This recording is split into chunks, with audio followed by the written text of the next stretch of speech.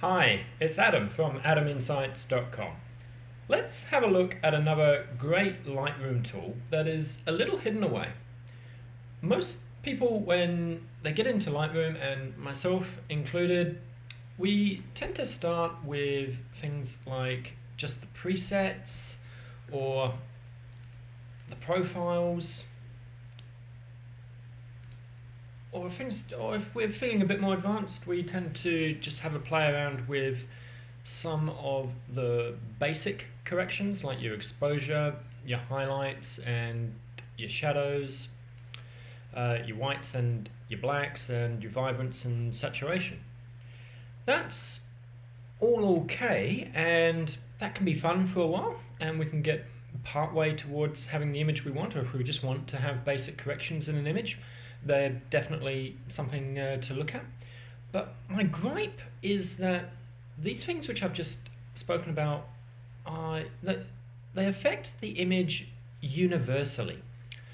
And we can do so much more with our editing if we were to edit only specific colors or channels in our image.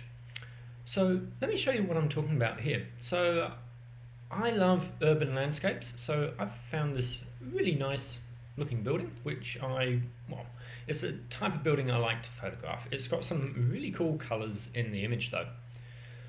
But just on the editor, scroll down, and you might have to expand it because I think it's closed by default, but open up HSL color, hue, saturation, lightness.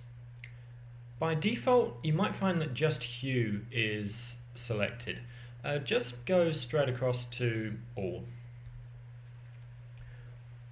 Okay, so let's make a few adjustments here. I love the red, so I'm going to try and just affect the saturation of the red. So you can see there, I'm only affecting the saturation of the red in this image without affecting the saturation of anything else. Let me show you what I mean. So again, there's just the red channel being saturated. Now if we go up to the saturation controls here, you see how that controls everything all at once. So let's go back and make a few adjustments to this image. So for me, I'm going to look at this maroon frieze on the building, and I really want to make that pop. So I'm going to push the saturation for that up. I like some of the orange and, particularly the orange in these rugs, and the yellow around the bricks. So I'm just going to push the orange a little bit, and then I'm just going to push up the bricks a bit. If you want to see what something's doing, just move it sharply one way or the other and you get the idea. But for me, I would just be pushing this to about there. Okay, so now I'm just going to have a quick look at the blue sky. I want to get a bit more punch in the blue sky, so I'm just going to push that up, but I'm going to show you another little trick to really making a sky pop and look like it's polarized shortly. Now, the hue section, I don't really see a need to do anything with the hue section for this image, but just to show you what it does. It's great if you want to make a bit of a correction to some colors. So if we have a look at, say, the blue sky, and we find the blue channel, the hue just makes a color correction to the channel that you want to adjust. That can be useful if you're going for, say, a vintage, like a bit of a vintage look we've got going on here, a vintage color look, but it's not something I tend to do for my editing, so I'm just going to leave that alone.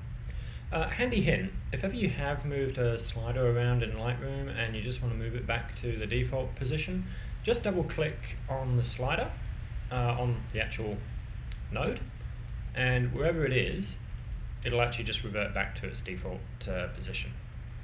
Okay, now I'm having a look at these trees here and also this green frieze in the shadows. I want to push them up. Now, I can try and boost the saturation for them, but it's not doing an awful lot. So let's go down to luminance, or lightness as I tend to call it, and let's just push the green luminance all the way up and see what it's doing there on the trees. What it's actually doing is adjusting just the exposure on that particular channel. So again, whereas this exposure tool is completely universal for the entire image, I'll just move that back to where it was. The luminance tool is your exposure adjustment for an individual color. Once I started playing around with this and I discovered it, I became really happy. And because I like doing landscapes and urban streetscapes a lot, but I like to have a bit of a polarized look in my sky, but I don't actually shoot with a polarizer on the camera because sometimes I'll step into shadows or I might step inside quite a lot.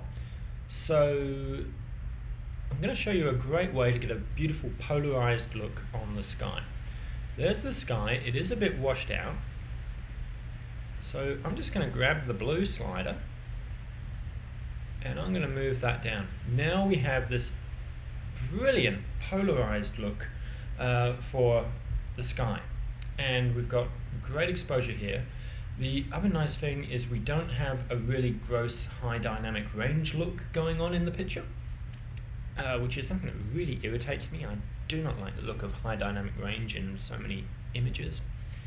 Now, I'm just going to come back to the basic controls a little bit. I reckon potentially I'm a little bit dark here, so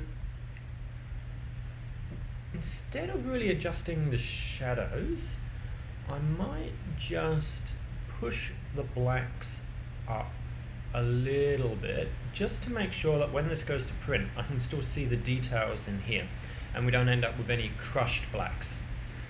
And also, just to make the clouds pop a little bit, I'm just going to push the whites a tiny bit. Okay, so that, my friends, is the HSL, hue, saturation, luminance, or lightness control. Think of it as your vibrant saturation and exposure correction for individual colors or channels in your image. And I'm sure you can see how much more it can do for you than just the basic controls for correcting an image here.